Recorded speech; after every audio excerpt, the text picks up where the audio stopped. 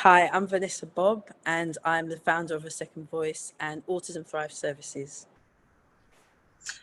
Great. So could you tell me, in your experience, what kinds of stigma and discrimination autistic people face? I think from my experience raising two autistic teenagers and being part of all right, I do a lot of work with the National Society Lambeth. I would say working with the autistic adult group, it's a lack of specialist provision.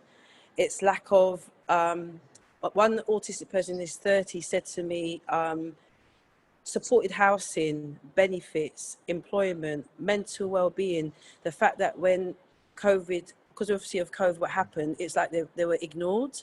And when they're asking for help with benefits, it was sort of like, get on with it. So because they can't see what autism is, the person from the other end, they assume they understand. So I think it's just lack of understanding and respecting when somebody says I'm autistic, to think that, oh, well, that autistic person can cope, why can't you?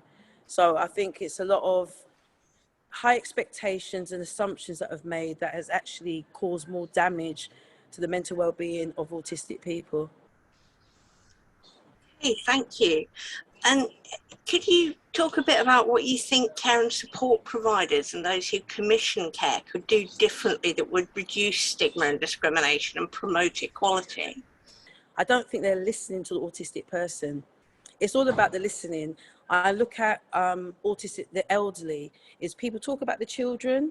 They may talk about young people up to 25, but it sort of feels like they've forgotten about, we autistic people do become elderly people.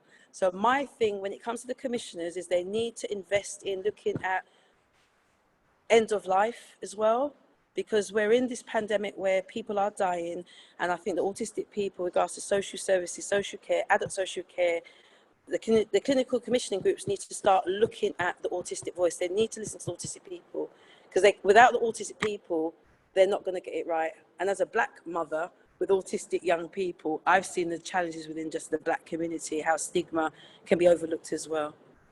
Yeah.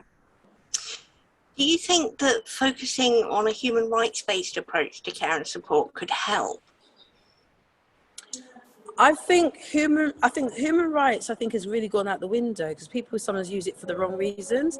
But I think for autistic people in particular, I believe it should be included, because I just feel like autism is a word that's just been used very loosely. But when an autistic adult is speaking, I think all their rights seem to be taken away, because they always seem to think it, as much as we say the neurotypical way, I don't think they respect autistic people. I mean, I'm being very honest. I just see a lot of very angry, confused autistic people, because of the way society just seems to think that you got what you want. No, they haven't got what they want. So I believe that human rights needs to be included when it comes to autistic people in particular, because their needs are very different. I won't say complex, very different, because of the way society overlook their needs. Okay, thanks very much. Is there anything else that you'd like to say about the recommendation that care and support providers need to fight stigma and discrimination? I think for me, anything to do with autism, I think the fight has been where the government needs to really wake up and realize that when somebody says I'm autistic, they can't just look at autism. They've got to look at the wider picture, individualized for that particular individual.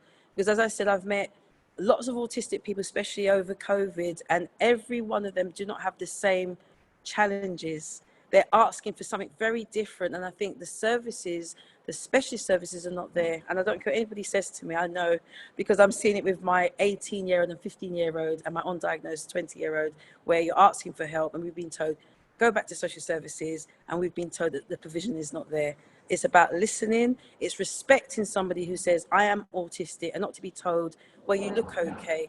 They need to stop saying that, because I think it's an insult when they use that term, because it does more damage to that autistic person.